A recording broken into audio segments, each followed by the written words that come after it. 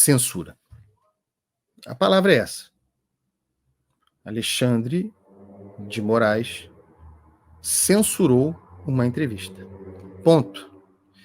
E não será a primeira vez. Aliás, na origem do inquérito das fake news, em abril de 2019, e vocês que estão dizendo aí, Andreas, onde você estava quando esses inquéritos faziam isso, faziam aquilo? Para aqui não.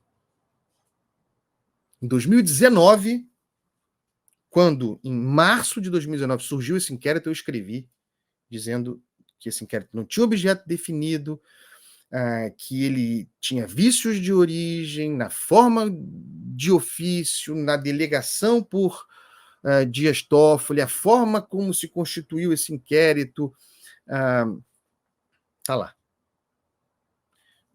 Pouco tempo depois, em abril, porque na origem esse inquérito era em defesa, em proteção à honra dos ministros do Supremo, certo? Pouco depois, em abril de 2019, ele, Alexandre de Moraes, censurou uma reportagem, aquela do amigo do meu pai, de Dias Toffoli, que era presidente do Supremo, e aquele que criou esse inquérito. A Cruzoé lançou essa reportagem impecável, dando conta de conteúdos de delação da Odebrecht, Marcelo Odebrecht, dizendo que o amigo do seu pai era Dias Toffoli, o amigo Lula do pai Emílio Odebrecht. Dias Toffoli não gostou e a reportagem foi censurada. Esse inquérito, ao longo do tempo, e a prática do ministro Alexandre de Moraes, em defesa da democracia, em defesa da lisura das eleições, em defesa do Estado Democrático de Direito, em defesa de tudo isso, todas essas virtudes, veio empilhando censuras. A censura no Brasil. Não chegou a vez da imprensa agora, Maria. Já foi censurado o jornalismo no Brasil. Acabei de citar o caso da Cruzoé.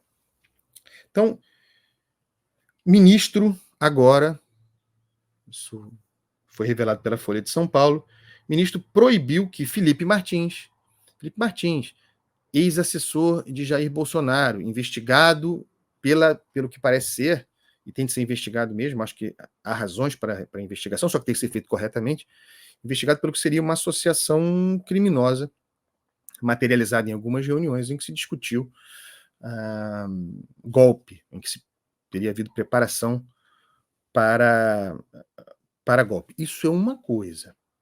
Eu só tenho certeza sobre Felipe Martins.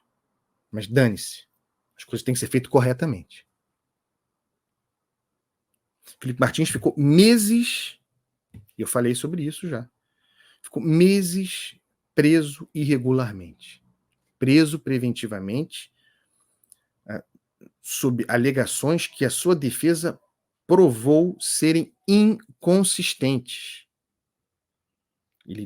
Vocês se lembram, é o caso daquela viagem de Bolsonaro ao apagar das luzes do seu mandato, entendida como fuga para os Estados Unidos. Felipe Martins teria integrado aquilo e entrado nos Estados Unidos de maneira incógnita. E aí, o cara prova, depois preso preventivamente com esses argumentos, o cara prova, a sua defesa prova, e vai provando todas as alegações, de que o cara não saiu do Brasil, de que sempre esteve no mesmo lugar, de que no dia da viagem viajou para outro lugar, há imagens, há documentações, há recibos, há compras, há deslocamentos, o cara sempre esteve no mesmo lugar. Mas ficou preso meses por atos que não cometeu. Eu creio haver atos de Felipe Martins merecedores de investigação.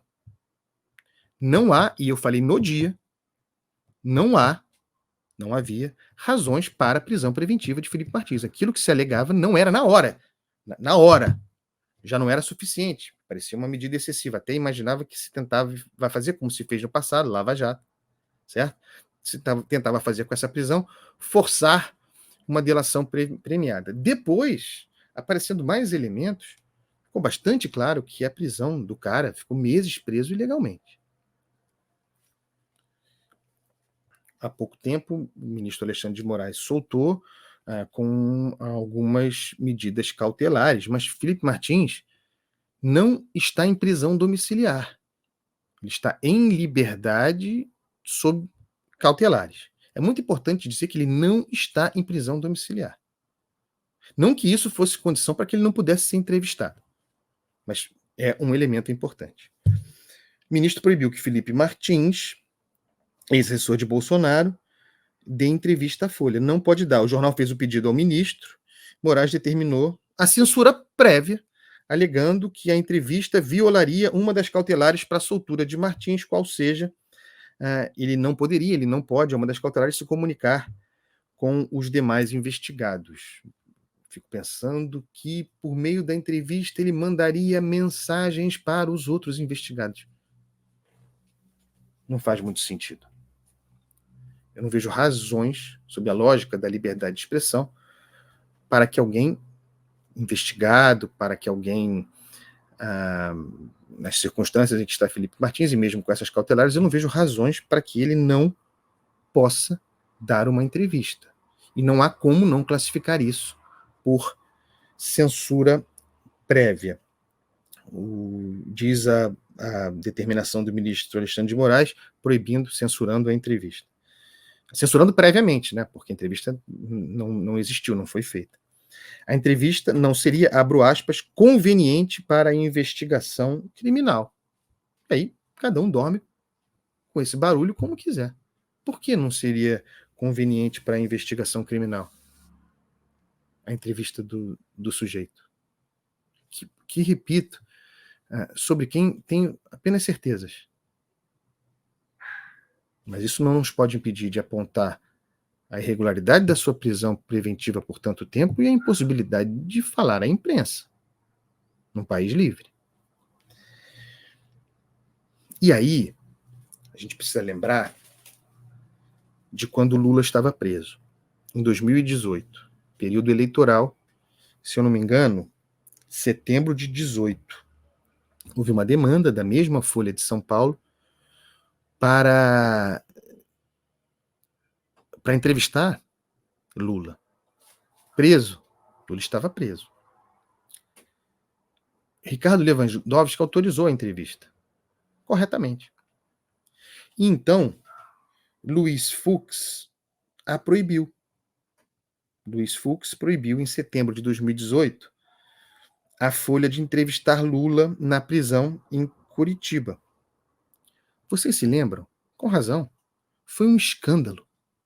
A mobilização da sociedade, da imprensa, contra aquele absurdo perpetrado por Luiz Fux, contra a liberdade de expressão.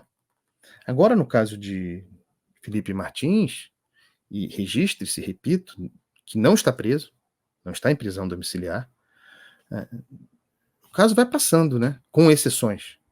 Tem gente apontando o problema. Gente à esquerda, jornalistas à esquerda apontando o problema. Tem. Mas, de modo geral, o que era grave com Lula contra a liberdade de expressão não será tão grave relativamente a Bolsonaro ou a Jair Bolsonaro. Preciso acrescentar aqui que a demanda naquela ocasião, vejam como são as coisas, a demanda acolhida por Luiz Fux para a censura à entrevista de Lula em 2018, a demanda foi do Partido Novo.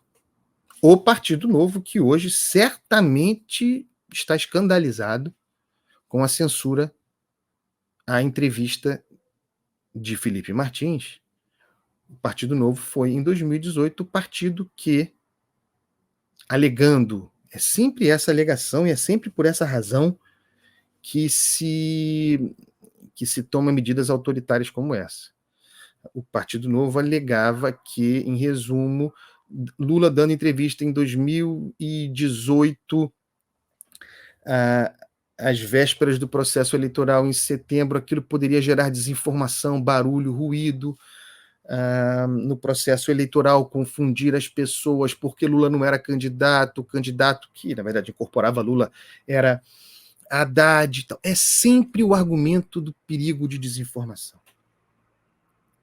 Toma-se no Brasil, para benefício da esquerda, da direita, do escambau, de cima, de baixo, toma-se no Brasil medidas virtuosas em defesa da democracia, do Estado Democrático, do direito do processo eleitoral, contra a desinformação, esse conceito que está servindo para tudo.